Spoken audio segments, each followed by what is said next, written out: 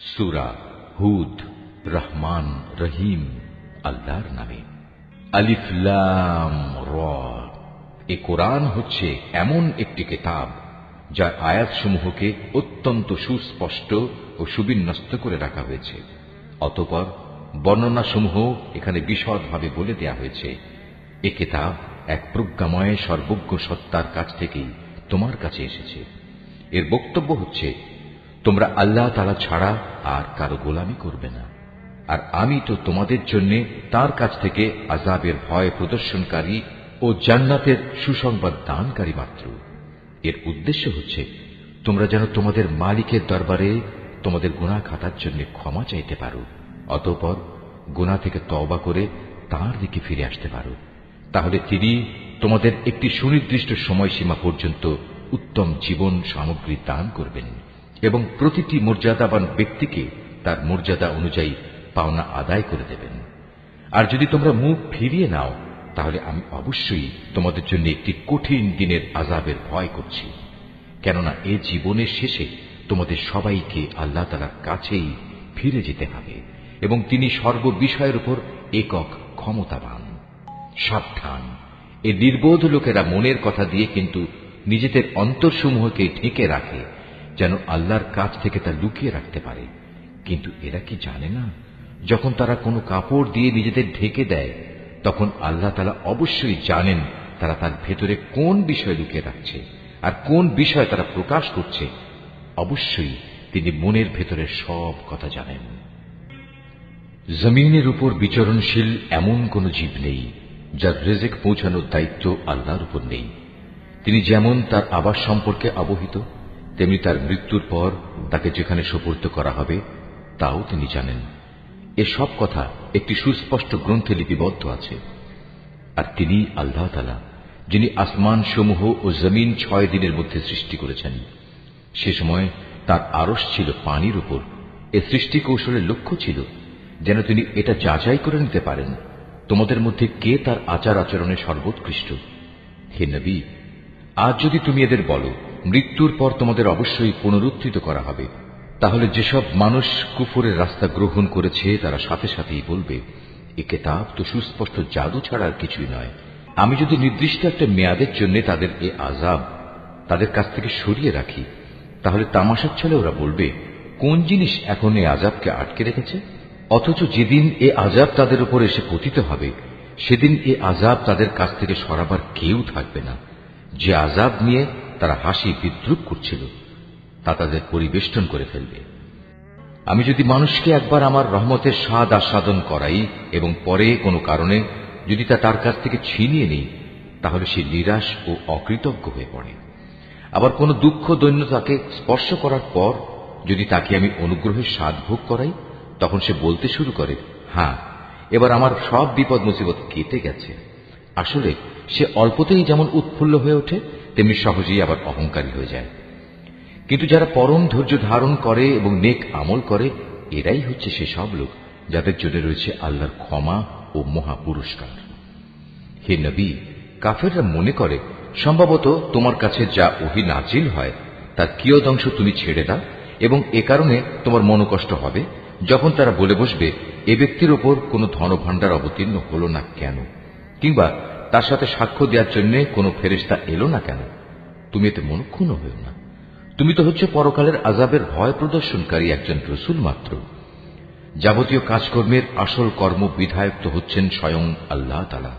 অথবা এরা কি একথা বলে মুহাম্মদ নামের ব্যক্তি কোরআন নিজে নিজে রচনা করে নিয়েছে?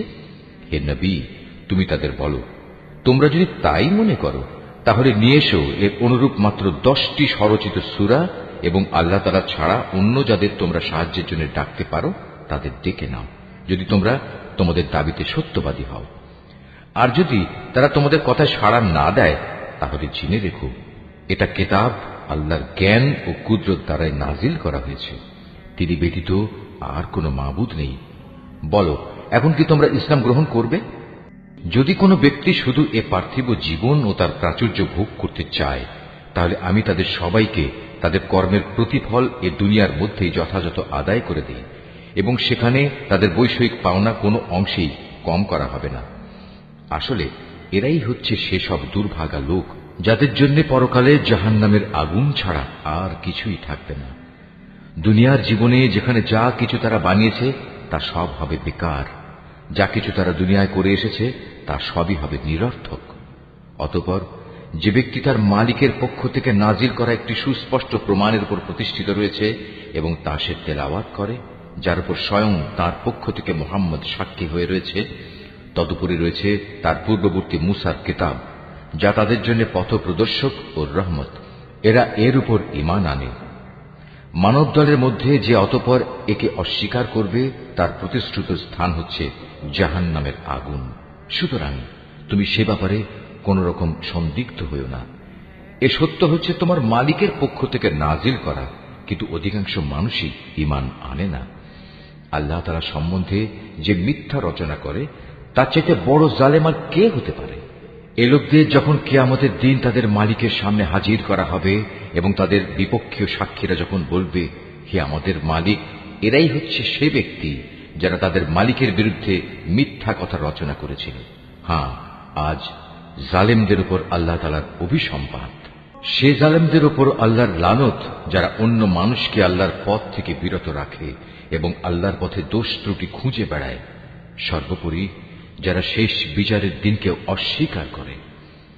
এরা এই জমিনের বুকেও আল্লাহ তাআলাকে কখনো ব্যর্থ করে দিতে পারেনি, না আল্লাহর মোকাবেলায় তাদের সেখানে কোনো অভিভাবক ছিল। এদের জন্য আযাব হবে দ্বিগুণ। এরা কখনো দিন ঈমানের কথা শুনতে সক্ষম হতো না, না এরা সত্য দিন নিজেরা দেখতে পেত। এরাই হচ্ছে সেসব লোক যারা নিজেদের দারুণ ক্ষতি সাধন করল। দুনিয়ায় যত মিথ্যা তারা রচনা করেছিল, আখেরাতে তার সবই তাদের কাছ থেকে হারিয়ে যাবে। অবশ্যই এরা হবে আখেরাতে সর্বাধিক ক্ষতিগ্রস্ত মানুষ। পক্ষান্তরে যারা আল্লাহর উপর নিশ্চিত ঈমান এনেছে এবং নেক আমল করেছে, উপরন্তু নিজেদের মালিকের প্রতি সদা বিনয়াবনত থেকেছে, তারা হবে জান্নাতের বাসিন্দা। সেখানে তারা চিরকাল অবস্থান করবে। জাহান্নামী আর জান্নাতি এ দুটো দলের উদাহরণ হচ্ছে এমন, যেমন একদল হচ্ছে অন্ধ ও বধির, আর একদল হচ্ছে চক্ষুষ্মান ও শ্রবণ শক্তি সম্পন্ন। এ দুটো দল কি সমান? তোমরা কি এখনো শিক্ষা গ্রহণ করবে না? আমি অবশ্যই নূহকে তার জাতির কাছে পাঠিয়েছি। সে তাদের বলল, আমি হচ্ছি তোমাদের জন্য একজন সুস্পষ্ট সতর্ককারী। এ দাওয়াতের বক্তব্য হচ্ছে যেন তোমরা আল্লাহ তাআলা ছাড়া অন্য কারো ইবাদত না করো। আমি আশঙ্কা করছি তোমাদের উপর এক ভয়াবহ দিনের আযাব এসে পড়বে। অতঃপর তার জাতির নেতৃস্থানীয় লোকেরা, যারা আগে থেকেই কুফরির পথে চলে আসছিল, বলল, আমরা তো তোমার মধ্যে এর বাইরে কিছুই দেখতে পাচ্ছি না যে তুমি আমাদের মতোই একজন মানুষ। আমরা এও দেখতে পাচ্ছি না যে আমাদের মধ্যেকার কিছু নিম্ন স্তরের লোক ছাড়া কেউ তোমার অনুসরণ করছে, এবং তারাও তা করছে কিছু না বুঝে, শুধু ভাষা দৃষ্টি দিয়ে। আসলে আমরা আমাদের উপর তোমাদের জন্য তেমন কোনো মর্যাদাই দেখতে পাচ্ছি না। মূলত আমরা তোমাদের মনে করি তোমরা হচ্ছে মিথ্যাবাদী। সে বলল, হে আমার জাতি, তোমরা কি একথা ভেবে দেখেছ, আমি যদি আমার মালিকের পাঠানো একটি সুস্পষ্ট প্রমাণের উপর প্রতিষ্ঠিত থাকি, অতঃপর তিনি যদি আমাকে তার নবুয়তের বিশেষ রহমত দিয়ে ধন্য করে থাকেন, যা তোমাদের দৃষ্টির বাইরে রাখা হয়েছে, তাহলে সেই বিষয়টার ব্যাপারে আমি কি তোমাদের বাধ্য করতে পারি? অথচ তোমরা তা অপছন্দ করো। হে আমার জাতি, আমি যা কিছু তোমাদের বলছি এর উপর তোমাদের কাছ থেকে কোনো অর্থ সম্পদ চাই না। আমার বিনিময় তো আল্লাহ তাআলার কাছেই আছে, এবং যারাই আল্লাহর উপর ঈমান এনেছে, গরীব হওয়ার কারণে তাদের তাড়িয়ে দেওয়ার মানুষ আমি নই। কেননা তাদেরও একদিন তাদের মালিকের সাথে সাক্ষাৎ করতে হবে, এবং আমি তো তোমাদেরই দেখতে পাচ্ছি তোমরা সবাই হচ্ছ এক নিরেক অজ্ঞ সম্প্রদায়। হে আমার জাতি, আমি যদি তোমাদের কথায় গরীবদের তাড়িয়ে দেই, তাহলে এজন্যে আল্লাহ তাআলার শাস্তি থেকে আমাকে কে বাঁচিয়ে দেবে? তোমরা কি অনুধাবন করতে পারছ না? আমি তো তোমাদের কখন এই কথা বলি না যে আমার কাছে আল্লাহর ধনভাণ্ডার আছে, না আমি গায়েবের কোনো খবর রাখি, না আমি একজন ফেরেশতা, না আমি সেসব লোকের ব্যাপারে যাদের তোমাদের দৃষ্টি হেয় করে দেখে। এটা বলতে পারি, আল্লাহ তাআলা কখনো তাদের কোনো কল্যাণ দান করবেন না। আল্লাহ তাআলা নিজেই তা ভালো জানেন। তাদের মনে যা কিছু লুকিয়ে আছে, আমি যদি এমন কিছু বলি, তাহলে সত্যি সত্যি আমি জালেমদের দলে শামিল হয়ে যাব। লোকেরা বলল, হে নূহ, এই বিষয়টা নিয়ে তুমি আমাদের সাথে বাক বিতণ্ডা করছো এবং বিতণ্ডা তুমি একটু অতি মাত্রাই করে ফেলেছ। তুমি যদি সত্যবাদী হও তাহলে সে আযাবের জিনিসটাই আমাদের জন্য নিয়ে এসো, যার ভয় তুমি আমাদের দেখাচ্ছ। সে বলল, তা তো আল্লাহ তাআলাই তোমাদের কাছে আনবেন যদি তিনি চান, আর তেমন কিছু হলে তোমরা কখনো তাকে ব্যর্থ করে দিতে পারবে না। আসলে তোমাদের জন্য আমার এই শুভ কামনা কোনো কাজেই আসবে না। আমি তোমাদের ভালো কামনা করলে তাও কার্যকর হবে না যদি আল্লাহ তাআলা তোমাদের গোমরা করে দিতে চান, কারণ তিনিই হচ্ছেন তোমাদের মালিক এবং তার কাছেই তোমাদের সবাইকে ফিরে যেতে হবে। হে নবী, এরা কি বলছে এই গ্রন্থটা সে ব্যক্তি নিজেই রচনা করে নিয়েছে? তুমি বলো, যদি আমি তা রচনা করে থাকি তাহলে এ অপরাধের দায়িত্ব আমার উপর। তবে এ মিথ্যা অভিযোগ আরোপ করে যে অপরাধ তোমরা করছো তা থেকে আমি সম্পূর্ণ মুক্ত। আর নূহের উপর ওহী পাঠানো হলো যে তোমার জাতির লোকদের মধ্যে থেকে যারা ঈমান এনেছে তারা ছাড়া আর কেউই নতুন করে ঈমান আনবে না। সুতরাং এরা যা কিছু করছে, হে নবী, তুমি তার জন্য দুঃখ করো না। তুমি আমারই তত্ত্বাবধানে আমারই ওহীর আদেশে একটি নৌকা বানাও এবং যারা জুলুম করেছে তাদের ব্যাপারে তুমি আমার কাছে কোনো আবেদন নিয়ে হাজির হয়ে না, নিশ্চয়ই তারা নিমজ্জিত হবে। পরিকল্পনা মোতাবেক সে নৌকা বানাতে শুরু করল। যখনই তার জাতির নেতৃস্থানীয় লোকেরা তার পাশ দিয়ে আসা যাওয়া করত, তখন নূহকে নৌকা বানাতে দেখে তাকে দিয়ে হাসাহাসি শুরু করে দিত। সে বলল, আজ তোমরা যদি আমাদের উপহাস করো তাহলে মনে রেখো, যেভাবে আজ তোমরা আমাদের উপর হাসছ একদিন আমরাও তোমাদের উপর হাসব। অচিরেই তোমরা জানতে পারবে কার উপর এমন আযাব আসবে যা তাকে দুনিয়াতে অপমানিত করবে এবং পরকালে কঠিন ও স্থায়ী আযাব কার জন্য নির্দিষ্ট। অবশেষে তাদের কাছে আযাব সম্পর্কিত আমার আদেশ এসে পৌঁছল এবং চুলো থেকে একদিন পানি উথলে উঠল। আমি নূহকে বললাম, সম্ভাব্য প্রত্যেক জীবের পুরুষ স্ত্রীর এক এক জোড়া এতে উঠিয়ে নাও, সাথে তোমার পরিবার পরিজনদেরও ওঠাও, তাদের বাদ দিয়ে যাদের ব্যাপারে আগেই সিদ্ধান্ত ঘোষিত হয়েছে, এবং তাদেরও নৌকায় উঠিয়ে নাও যারা ঈমান এনেছে। মূলত তার সাথে আল্লাহর উপর খুব কম সংখ্যক মানুষ ঈমান এনেছিল। সে তার সাথীদের বলল, তোমরা এতে উঠে পড়ো, আল্লাহর নামে এর গতি ও স্থিতি নির্ধারিত হবে। নিশ্চয়ই আমার মালিক ক্ষমাশীল ও পরম দয়ালু। অতঃপর সে নৌকা পাহাড় সম বড় বড় ঢেউয়ের মধ্যে তাদের বয়ে নিয়ে চলতে থাকল। নূহ তার ছেলেকে নৌকায় আরোহণ করার জন্য ডাকল। সে আগে থেকেই দূরবর্তী এক জায়গায় দাঁড়িয়েছিল। হে আমার ছেলে, আমাদের সাথে নৌকায় ওঠো, আজ এমনই একটি কঠিন দিনে তুমি কাফেরদের সাথী হইও না। সে বলল, পানি বেশি দেখলে আমি কোনো পাহাড়ে গিয়ে আশ্রয় নেব এবং তা আমাকে পানি থেকে বাঁচিয়ে দেবে। নূহ বলল, কিন্তু আজ তো কেউই আল্লাহর গজবের হুকুম থেকে কাউকে বাঁচাতে পারবে না, তবে যার উপর আল্লাহ তাআলা দয়া করবেন সেই শুধু আজ রক্ষা পাবে। পিতা পুত্র যখন কথা বলছিল তখন হঠাৎ করে একটা বিশাল ঢেউ তাদের উভয়কে বিচ্ছিন্ন করে দিল। মুহূর্তের মধ্যেই সে নিমজ্জিত লোকদের অন্তর্ভুক্ত হয়ে গেল। অতঃপর বলা হলো, হে জমিন, তুমি এবার তোমার পানি গিলে নাও। হে আসমান, তুমিও পানি বর্ষণ থেকে ক্ষান্ত হও। অতএব পানির প্রচণ্ডতা প্রশমিত হল এবং আল্লাহর কাজও সম্পন্ন হল। নূহের নৌকা গিয়ে স্থির হল জুদি পাহাড়ের উপর। আল্লাহর ঘোষণা ধ্বনিত হল, জালেম সম্প্রদায়ের লোকেরা নিঃশেষিত হয়ে বহু দূরে চলে গেছে। নূহ তার ছেলেকে ডুবতে দেখে তার মালিককে ডেকে বলল, হে আমার মালিক, আমার ছেলে তো আমারই পরিবারের এক সদস্য। আমার আপনজনদের ব্যাপারে তোমার ওয়াদা অবশ্যই সত্য, আর তুমিই হচ্ছ সর্বোচ্চ বিচারক। আল্লাহ বললেন, হে নূহ, সে তোমার পরিবারের অন্তর্ভুক্ত নয়, সে তো হল এক অসৎ কর্মপরায়ণ ব্যক্তি। অতএব তোমার যে বিষয়ের জ্ঞান নেই সে বিষয়ে আমার কাছে তুমি কিছু চেও না। আমি তোমাকে উপদেশ দিচ্ছি, নিজেকে কোনো অবস্থায় জাহেলদের দলে শামিল করো না। সে বলল, হে আমার মালিক, যে বিষয় সম্পর্কে আমার কোনো জ্ঞান নেই সে ব্যাপারে কিছু চাওয়া থেকে আমি তোমার কাছে পানা চাই। তুমি যদি আমাকে মাফ না করো এবং আমার ওপর দয়া না করো তাহলে আমি ক্ষতিগ্রস্তদের অন্তর্ভুক্ত হয়ে যাব। তাকে বলা হলো, হে নূহ, বন্যার পানি নেমে গেছে, এবার তুমি নৌকা থেকে নেমে পড়ো। তোমার উপর, তোমার সাথে যারা আছে তাদের উপর আমার দেয়া সালাম ও বরকতের সাথে। অপর সম্প্রদায় সমূহকে আমি আবার তাদের জীবনের যাবতীয় উপকরণ প্রদান করব, তবে নাফরমানির জন্য আমার কাছ থেকে মর্মান্তিক শাস্তিও তাদের ভোগ করতে হবে। হে নবী, এগুলো হচ্ছে অদৃশ্য জগতের খবর, যা আমি তোমাকে ওহীর মাধ্যমে জানিয়ে দিচ্ছি। এর আগে না তুমি এগুলো জানতে, না তোমার জাতি এগুলো জানত। অতএব তুমি ধৈর্য ধারণ করো, কারণ ভালো পরিণাম ফল সব সময়ই পরেজগার লোকদের জন্যই নির্দিষ্ট থাকে। আর আমি আদ জাতির কাছে তাদেরই এক ভাই হুদকে পাঠিয়েছিলাম। সে তাদের বলল, হে আমার জাতি, তোমরা ইবাদত করো একমাত্র আল্লাহ তাআলার, তিনি ছাড়া তোমাদের আর কোনো মাবুদ নেই। তোমরা তো কতিপয় মিথ্যা রচনাকারী ছাড়া আর কিছুই নাও। হে আমার জাতি, আল্লাহর দিকে ডেকে এর জন্য আমি তোমাদের কাছে কোনো পারিশ্রমিক দাবি করছি না।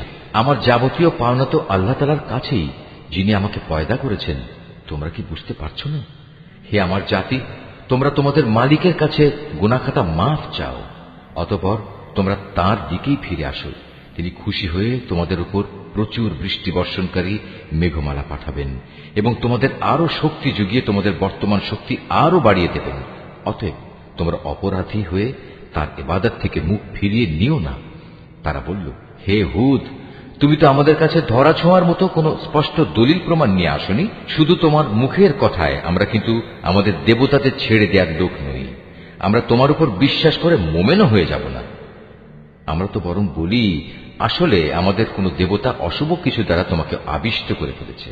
এ উদ্ভট কথা শুনে সে বলল, আমি আল্লাহকে সাক্ষী করছি এবং তোমরাও আমার এ কথায় সাক্ষী হও। তোমরা যেভাবে আল্লাহর সাথে শিরক করো, আমি তা থেকে সম্পূর্ণ মুক্ত। যাও, তোমরা সবাই মিলে আল্লাহ তাআলাকে বাদ দিয়ে আমার বিরুদ্ধে যত রকম ষড়যন্ত্র করতে চাও করো, অতঃপর আমাকে কোন রকম প্রস্তুতির অবকাশ দিও না। আমি তো আল্লাহ তাআলার উপরই ভরসা করি, যিনি আমার মালিক, তোমাদেরও মালিক। বিচরণশীল এমন কোন প্রাণী নেই যার নিয়ন্ত্রণ তাঁর হাতের মুঠোয় নয়। অবশ্যই আমার মালিক সঠিক পথের উপর রয়েছেন। এ সত্ত্বেও যদি তোমরা মুখ ফিরিয়ে নাও, তাহলে জেনে রেখো, আমি যে পয়গাম তোমাদের কাছে পৌঁছে দেওয়ার জন্য প্রেরিত হয়েছিলাম তা আমি তোমাদের কাছে পৌঁছে দিয়েছি। অচিরেই আমার মালিক অন্য কোন জাতিকে তোমাদের স্থলাভিষিক্ত করবেন। সে অবস্থায় তোমরা তার কোনো ক্ষতি সাধন করতে পারবে না। অবশ্যই আমার মালিক প্রত্যেকটি বস্তুরই রক্ষণাবেক্ষণ করেন। অতঃপর যখন আমার আযাব সম্পর্কিত হুকুম এলো, তখন আমি হুদকে এবং তার সাথে যত ঈমানদার ছিল তাদের আমার রহমত দ্বারা আযাব থেকে বাঁচিয়ে দিয়েছি। এভাবেই আমি তাদের এক কঠিন আযাব থেকে রক্ষা করেছি। এ হচ্ছে আদ জাতি ও তাদের কাহিনী। তারা তাদের মালিকের আয়াতসমূহ অস্বীকার করেছিল, তারা তার রাসূলদের নাফরমানি করেছিল। সর্বোপরি তারা প্রত্যেক উদ্ধত স্বৈরাচারীর নির্দেশ মেনে নিয়েছিল। পরিশেষে এ দুনিয়ায় আল্লাহর অভিশাপ তাদের পিছু নিল, কিয়ামতের দিনও এ অভিশাপ তাদের পিছু নেবে। ভালো করে শুনে রেখো, আদ জাতি তাদের মালিককে অস্বীকার করেছিল। এও জেনে রেখো, ধ্বংসই ছিল হুদের জাতি আদের একমাত্র পরিণতি। আমি সামুদ জাতির কাছে তাদেরই এক ভাই সালেহকে পাঠিয়েছিলাম। সে তাদের বলল, হে আমার জাতি, তোমরা সবাই একান্তভাবে আল্লাহর ইবাদত করো। তিনি ছাড়া তোমাদের আর কোনো মাবুদ নেই। তিনি তোমাদের এ জমিন থেকেই পয়দা করেছেন এবং তাতেই তিনি তোমাদের বসবাস করিয়েছেন।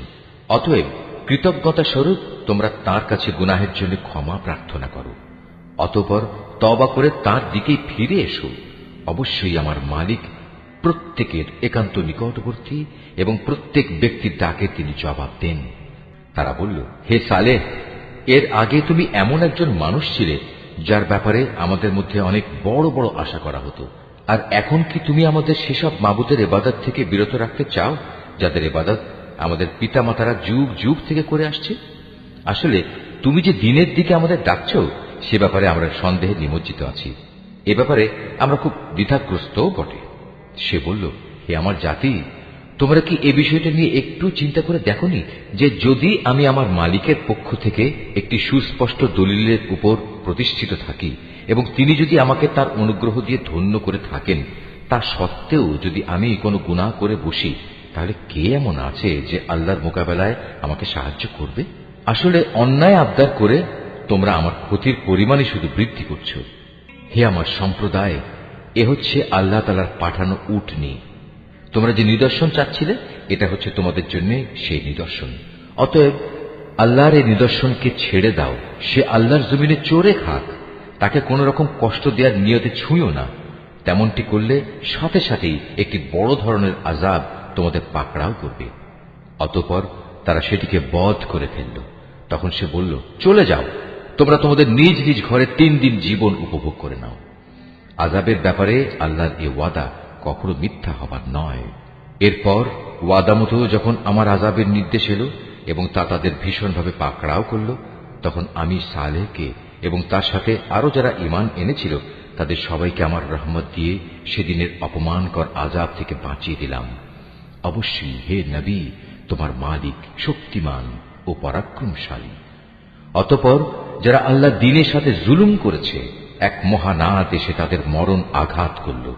ফলে তারা নিজ নিজ ঘরে মুখ থুবড়ে পড়ে রইল। অবস্থা থেকে মনে হল যেন তারা কোনোদিন সেখানে বসবাসই করেনি। শুনে রাখো, সামুদ জাতি তাদের মালিককে অস্বীকার করেছিল। আরো জেনে রেখো, নির্মম এক ধ্বংসই ছিল সামুদ জাতির জন্য নিকৃষ্ট পরিণাম। একদিন আমার পাঠানো ফেরেশতারা বিশেষ একটি সুসংবাদ নিয়ে ইব্রাহিমের কাছে এলো। তারা তার কাছে এসে বলল, তোমার উপর শান্তি বর্ষিত হোক। সেও জবাবে বলল, তোমাদের উপরও শান্তি বর্ষিত হোক। অতঃপর সে তাড়াহুড়ো করে এদের মেহমানদারির জন্য একটা ভুনা গোবৎস নিয়ে এলো। কিন্তু সে যখন দেখল তারা তার খাবারের দিকে হাত বাড়াচ্ছে না, তখন তাদের এই বিষয়টি তার কাছে খারাপ লাগলো এবং তাদের সম্পর্কে তার মনে একটা প্রচন্ড ভয়ের সৃষ্টি হল। তারা ইব্রাহিমকে বলল, আমাদের ব্যাপারে তুমি কোন রকম ভয় করো না, আমরা প্রেরিত হয়েছি লুতের জাতির প্রতি। আর ইব্রাহিমের স্ত্রী যে সেখানে দাঁড়িয়েছিল, এদের কথাবার্তা শুনে সে হাসল। অতঃপর আমি তাকে তার ছেলে ইসহাক ও তার পরবর্তী পৌত্র ইয়াকুবের জন্মের সুসংবাদ দিলাম। সে এটা শুনে বলল, কি আশ্চর্য, আমি কি করে সন্তান জন্ম দেব? আমি তো এখন বৃদ্ধা হয়ে গেছি, আর এই যে আমার স্বামী, সেও তো বৃদ্ধ হয়ে গেছে। এমন কিছু হলে এটা আসলেই একটা আশ্চর্যজনক ব্যাপার হবে। তারা বলল, তুমি কি আল্লাহর কোনো কাজে বিস্ময়বোধ করছো? নবীর পরিবার পরিজন হিসেবে তোমাদের উপর আল্লাহর বিশেষ রহমত ও তার অনুগ্রহ রয়েছে। অবশ্যই আল্লাহ তাআলা প্রচুর প্রশংসা ও বিপুল সম্মানের মালিক। অতঃপর যখন ইব্রাহিমের মন থেকে ভীতি দূরীভূত হয়ে গেল এবং ইতিমধ্যে তার কাছে সন্তানের ব্যাপারেও সুসংবাদ পৌঁছে গেল, তখন সে লুতের সম্প্রদায়ের কাছে আযাব না পাঠানোর ব্যাপারে আমার সাথে চুক্তিতর্ক করল। আসলে স্বভাবের দিক থেকে ইব্রাহিম ছিল সহনশীল, কোমল হৃদয় ও সর্বাবস্থায় আল্লাহর প্রতি নিবেদিত। আমি তাকে বললাম, হে ইব্রাহিম, এই যুক্তিতর্ক থেকে তুমি বিরত হও। এদের ব্যাপারে তোমার মালিকের সিদ্ধান্ত এসে গেছে। এখন এদের উপর এমন এক ভয়ানক শাস্তি আসবে যেটা কারো পক্ষেই রোধ করা সম্ভব হবে না। যখন আমার প্রেরিত ফেরেশতারা লুতের কাছে এলো, সে এদের অকস্মাৎ আগমনে কিছুটা বিষণ্ণ হল। তাদের কারণে তার মনও কিছুটা খারাপ হয়ে গেল এবং সে নিজে নিজে বলল, আজকের দিন দেখছি সত্যিই বড় কঠিন বিপদের দিন। এই অপরিচিত লোকদের দেখে তার জাতির লোকেরা তার কাছে দৌড়ে আসতে লাগলো, আর তারা তো আগে থেকেই কুকর্মে লিপ্ত ছিল। তাদের কুমতলব বুঝতে পেরে সে বলল, হে আমার সম্প্রদায়, এরা হচ্ছে আমার জাতির মেয়ে। বিয়ে ও দৈহিক সম্পর্কের জন্য এরাই হচ্ছে তোমাদের জন্য বেশি পবিত্র। সুতরাং তোমরা আল্লাহ তাআলাকে ভয় করো এবং আমার এই মেহমানদের ব্যাপারে আমাকে তোমরা অপমানিত করো না। তোমাদের মধ্যে এই কথাগুলো শোনার মতো একজন ভালো মানুষও কি অবশিষ্ট নেই? তারা বলল, তুমি ভালো করে এই কথাটা জানো, তোমার জাতির মেয়েদের আমাদের কোনোই প্রয়োজন নেই। তুমি জানো আমরা সত্যিকার অর্থে কি চাই।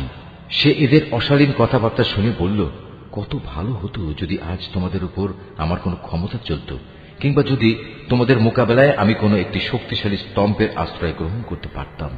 অবস্থা দেখে তারা বলল, হে লূত, তুমি ভেবো না, আমরা তো হচ্ছি তোমার মালিকের পাঠানো ফেরেশতা। আমাদের কথা দূরে থাক, এরা তো তোমার কাছেও পৌঁছতে পারবে না। তুমি বরং এক কাজ করো, রাতের কোনো এক প্রহরে তোমার পরিবার পরিজন সহ ঘর থেকে বেরিয়ে পড়ো। তবে তোমাদের কোনো ব্যক্তি যেন যাবার সময় পেছনে ফিরে না তাকায়, কিন্তু তোমার স্ত্রী ব্যতীত। কেননা যা কিছু আযাবের তাণ্ডব তাদের উপর ঘটবে তা তার উপরও ঘটবে। তাদের উপর আযাব আসার ক্ষণ নির্ধারিত হয়েছে সকালবেলা। সকাল হতে আর কতই বা দেরি। অতঃপর যখন সত্যি আমার আযাবের নির্ধারিত হুকুম এলো, তখন আমি সেই জনপদগুলো উল্টিয়ে দিলাম এবং তাদের উপর ক্রমাগত পাকা মাটির পাথর নিক্ষেপ করতে শুরু করলাম, যা অপরাধী ব্যক্তিদের নামধাম সহ তোমার মালিকের কাছে চিহ্নিত ছিল। আর গজবের এ স্থান তো এ জালেমদের কাছ থেকে দূরেও নয়। আমি মাদিয়ানের কাছে তাদেরই এক ভাই শোয়েবকে পাঠিয়েছিলাম। সে তাদের বলেছিল, হে আমার জাতি, তোমরা আল্লাহর ইবাদত করো, তিনি ছাড়া তোমাদের আর কোনো মাবুদ নেই। আর সে মাবুদেরই নির্দেশ হচ্ছে তোমরা মাপে ও ওজনে কখনো কম করো না। আমি তো তোমাদের অর্থনৈতিকভাবে খুব ভালো অবস্থায় দেখতে পাচ্ছি। এ সত্ত্বেও এমনটি করলে আমি কিন্তু তোমাদের জন্য এক সর্বগ্রাসী দিনের আযাবের আশঙ্কা করছি। হে আমার জাতি, তোমরা মাপ ও ওজনের কাজ ইনসাফের সাথে আঞ্জাম দেবে। লোকদের তাদের জিনিসপত্রে কম দিয়ে তাদের ক্ষতি করো না। মাপে তারতম্য করে জমিনে বিশৃঙ্খলা সৃষ্টি করো না। যদি তোমরা সঠিক অর্থে আল্লাহর উপর ঈমান এনে থাকো, তাহলে জেনে রেখো আল্লাহ তাআলা প্রদত্ত যে সম্পদ তোমাদের কাছে অবশিষ্ট থাকবে তাই তোমাদের জন্য উত্তম। আমার কাজ শুধু তোমাদের বলা, আমি তো তোমাদের উপর পাহারাদার নই। তারা বলল, হে শুআয়ব, তোমার নামাজ কি তোমাকে এই আদেশ দেয় যে আমরা আমাদের দেবতাদের ইবাদত ছেড়ে দেব, বিশেষ করে এমন সব দেবতাদের যাদের ইবাদত আমাদের পিতৃপুরুষরা করত? তোমার নামাজ কি তোমাকে এই আদেশ দেয় যে আমরা আমাদের ধন সম্পদ নিয়ে যা করতে চাই তা আর করতে পারবো না? আমরা জানি তুমি এক ধৈর্যশীল নেককার মানুষ। সে বলল, হে আমার জাতি, তোমরা কি কখনো এই কথা ভেবে দেখেছ, যদি আমি আমার মালিকের পাঠানো একটি সুস্পষ্ট দলিলের উপর প্রতিষ্ঠিত থাকি, অতঃপর তিনি যদি আমাকে তার কাছ থেকে উত্তম রিজিকের ব্যবস্থা করেন, তাহলে কি আমি তোমাদের তার পথে ডাকবো না? আমি কখনো এটা চাই না যে কথা থেকে আমি তোমাদের বারণ করি নিজে তার বিরুদ্ধে চলব। আসলে আমি তো এর বাইরে আর কিছুই চাই না, যে যদ্দূর আমার পক্ষে সম্ভব আমি তোমাদের সংশোধন করে যাব। আমার পক্ষে যতটুকু কাজ আঞ্জাম দেয়া সম্ভব তা তো একান্তভাবে আল্লাহ তাআলার সাহায্য দ্বারাই সম্ভব। আমি তো সম্পূর্ণত তার উপরই নির্ভর করি এবং সব ব্যাপারে আমি তাঁরই দিকে ধাবিত হই। হে আমার জাতি, আমার বিরুদ্ধে তোমাদের জেদ এবং শত্রুতা যেন তোমাদের জন্য এমন এক আযাবজনিত বিষয়ের কারণ না হয়ে দাঁড়ায় যে তোমাদের উপরও সে ধরনের কিছু আপতিত হবে, যেমনটি নূহ কিংবা হুদ অথবা সালেহ জাতির উপর আপতিত হয়েছিল। আর লুতের সম্প্রদায়ের পাথর বর্ষণের সে স্থানটি তো তোমাদের থেকে খুব বেশি দূরেও নয়। তোমরা তোমাদের মালিকের কাছে নিজেদের গুনার জন্য ক্ষমা প্রার্থনা করো, অতঃপর তওবা করে তাঁর দিকেই ফিরে এসো। অবশ্যই আমার মালিক পরম দয়ালু ও স্নেহময়। তারা বলল, হে শুআয়ব, তুমি যে ভালো ভালো কথাবার্তা বলো তার অধিকাংশ কথাই আমাদের ঠিকমতো বুঝে আসে না। আসল কথা হচ্ছে, আমরা তোমাকে দেখতে পাচ্ছি তুমি আমাদের মাঝে খুবই দুর্বল।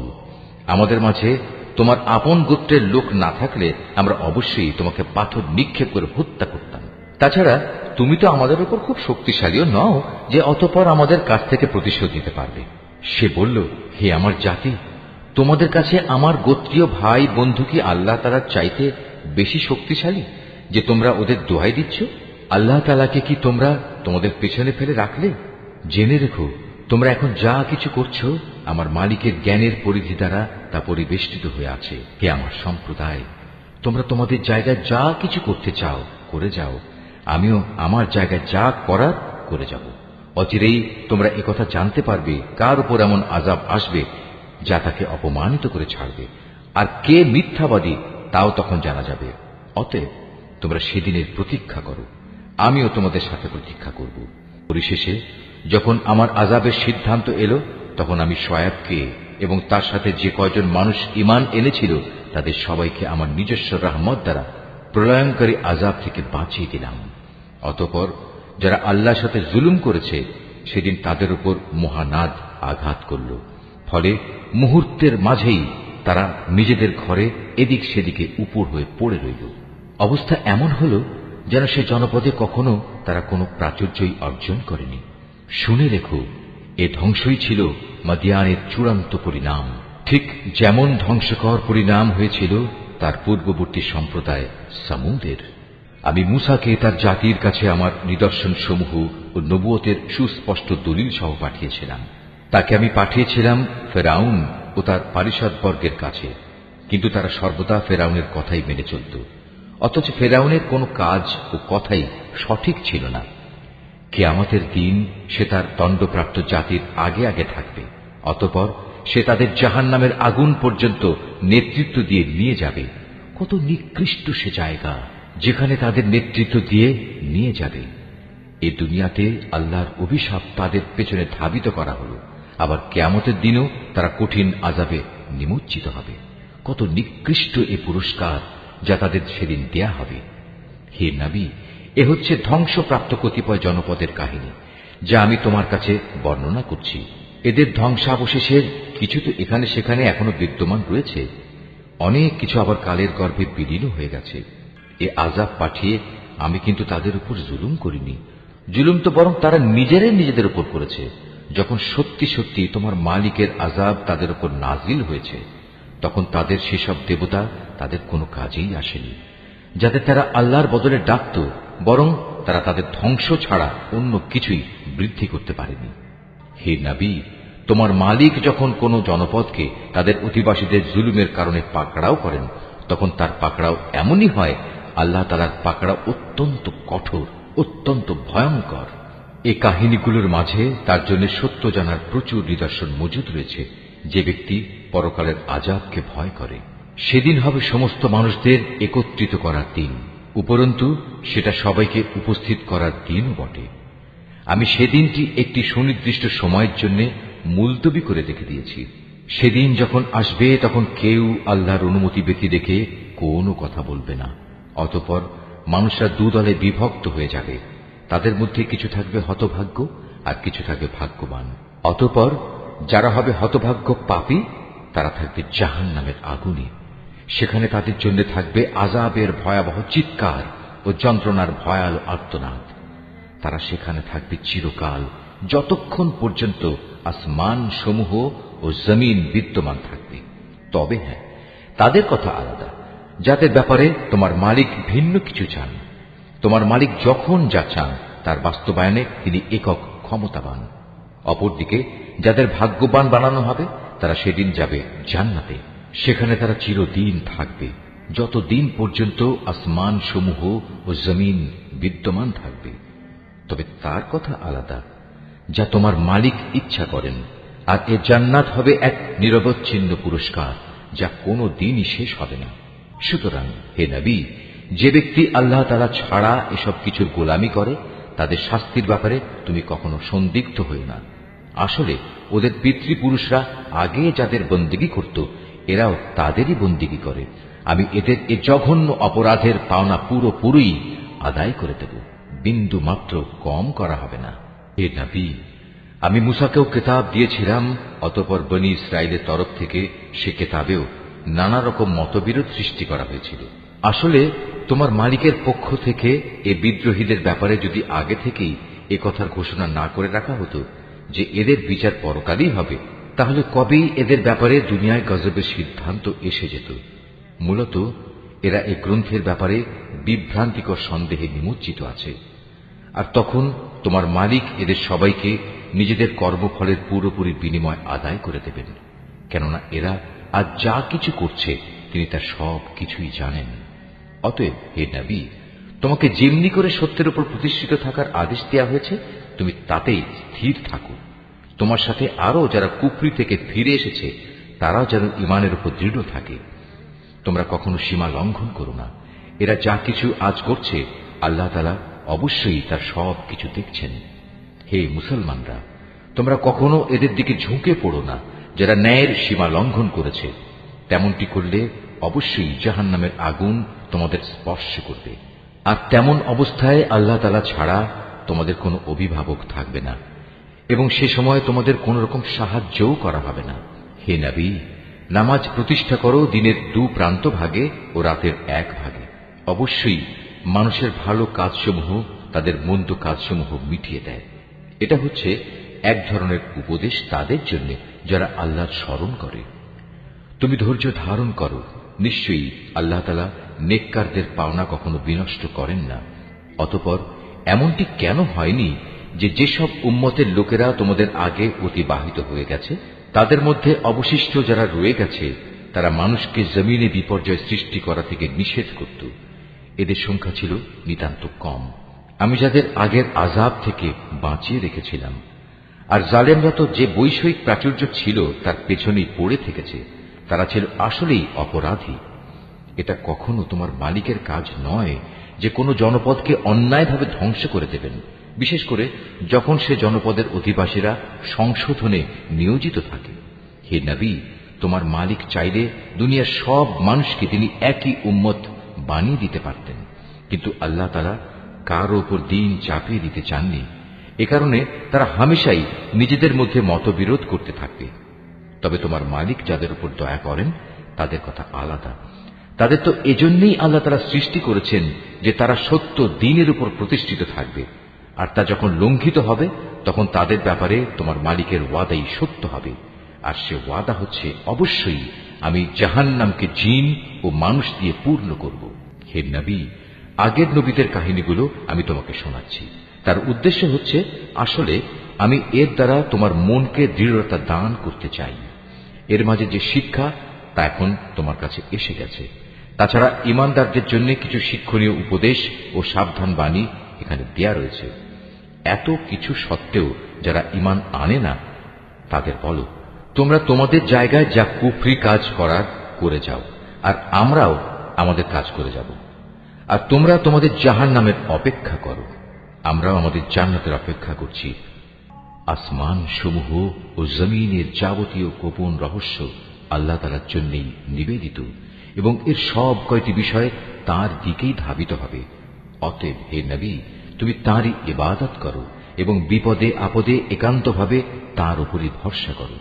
হে মানুষ, তোমরা আজ যা কিছু করছো সে সম্পর্কে তোমার মালিক কিন্তু মোটেই বেখবর নন।